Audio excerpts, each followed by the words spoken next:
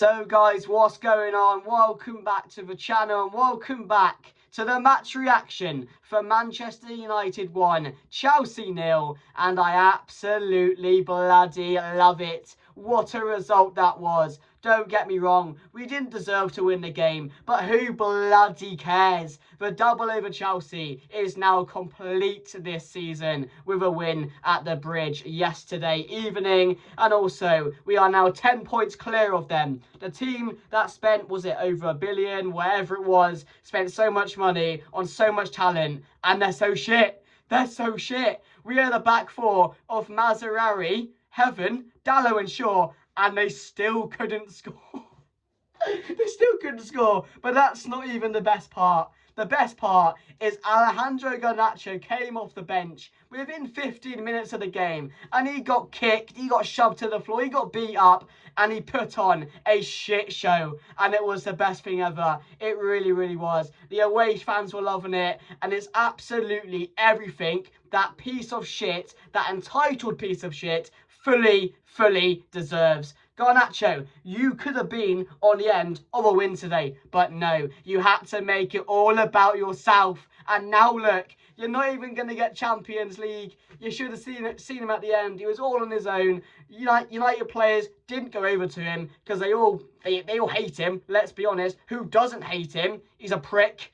But no, when he was getting kicked around, you have Manchester United players posting photos, winning photos after the game, taking down Garnacho. It's absolutely brilliant because he is just the most annoying rat piece of shit I've ever seen in my life, and he fully deserves everything he is going to get playing for Chelsea Football Club. You make a bad decision, you live with it, and that's what's happened to Alejandro Garnacho. But that was brilliant when he came on and was getting kicked about and all that. But to get one over him like that, and he was at fault for their goal as well. Like, everything that went wrong could have gone wrong. Or everything that could have gone wrong went wrong for Garnacho. It was brilliant. It was exactly what I'd hoped for, what I'd prayed for. But no, you know, hold that Garnacho at the end of the day, because it feels great. It feels great to do the double. He didn't quite play the first time. I think he came off the bench, didn't he, in the first match? But when he came on, he played the whole game, and it was just, I was loving it. I really was. But to win like that as well,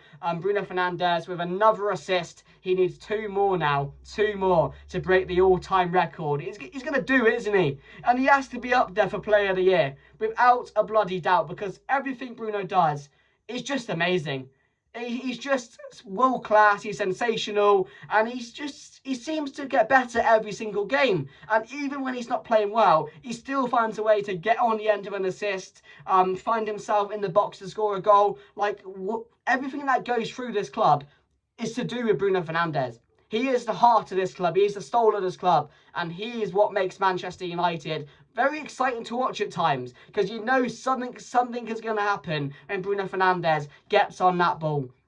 But like I said, it wasn't the greatest performance. Chelsea hit the bar like 3 or 4 times. They were all over us in the second half. It was backs against the wall. It was hard watch. It was a hard watch, let's be honest. But to win like that with 1 shot on target. But what I do have to praise is the goal in itself. Cunha, really well taken goal. We were dancing at the Bridge again. Even Bruno Fernandes is getting involved in the dancing now. He needs to stay. Bruno Fernandes, stay at Manchester United for at least another year. We need you at this club. We really do. But defensively is where I'm going to go next, because the second half, I thought we defended absolutely brilliantly. You know, no Maguire, no De Ligt. He's injured. No Martinez, missing our best centre-backs. Aiden Heaven steps in and puts in a fantastic performance. And what I want to praise about Aiden Heaven is whenever he's called upon, he puts in at least an 8 out of 10 performance every single time. He's so good. He's so consistent. Yes, he's a bit rash, but I like that.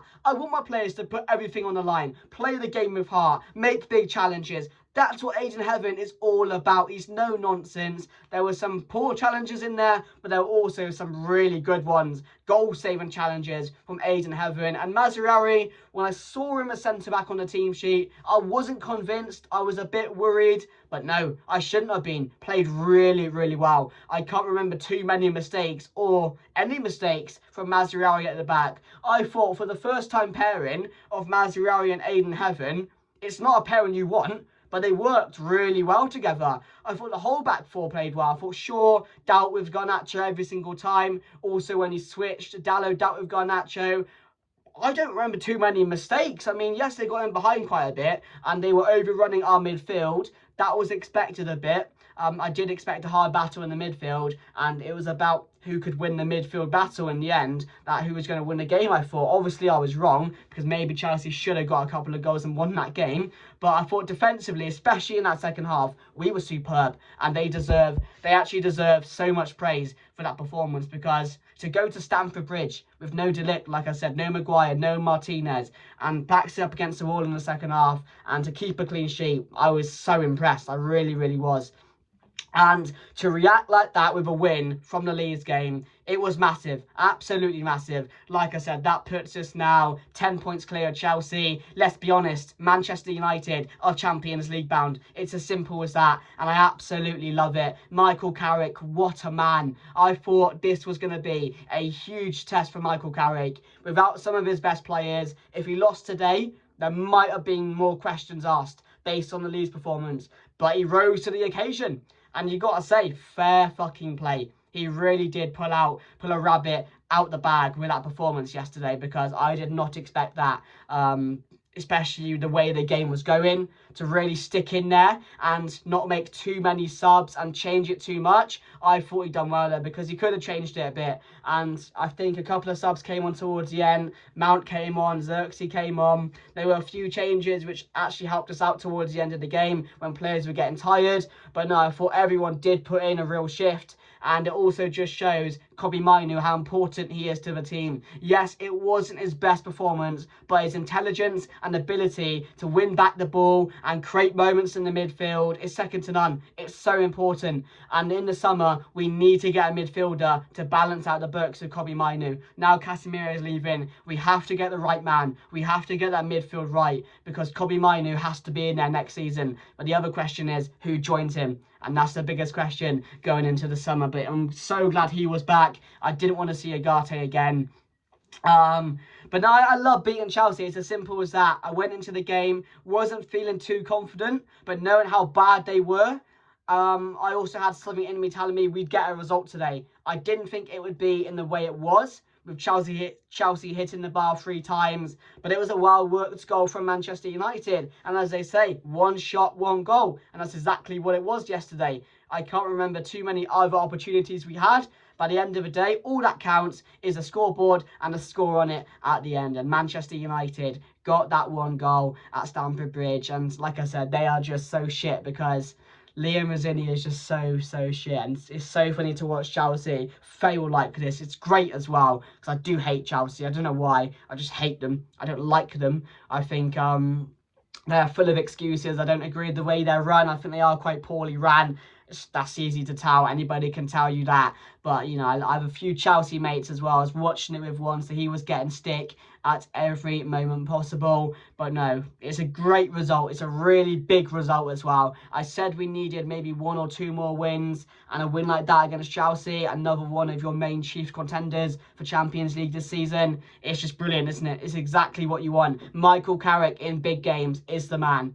And we'll leave it at that. Man City, Arsenal, Spurs, now Chelsea. Michael Carrick absolutely loves a big game. But no, most importantly, the 3 points was there for us. And we've got out of Stamford Bridge, doing a double over them. But most importantly, getting 1 over Alejandro Garnacho. But no, that was brilliant, guys. Let me know your thoughts down below. Man of the match, I'm going to say, it's got to be Bruno, hasn't it? I mean, everything that we did on that pitch going forward was through Bruno. The goals through him. It's a brilliant cross to find Cunha. And again, he created a few more moments as well where we were very unlucky not to score. There was one for Cunha in the first half. There was another one which got blocked onto the post by a Chelsea defender.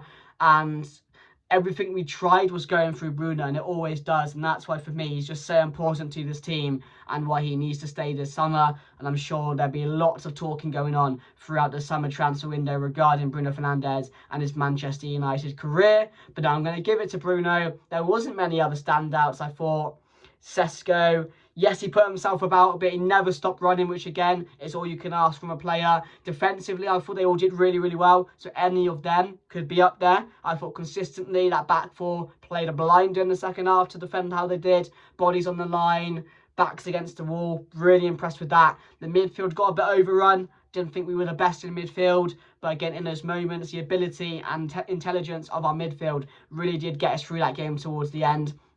I know, I'm going to go Bruno Fernandes. So let me know your man of the match. Thank you very much for watching. 5 more games left to go. Champions League is on the horizon for Manchester United. Like, comment, share, subscribe. Thank you very much for watching, and I'll see you guys later. Goodbye.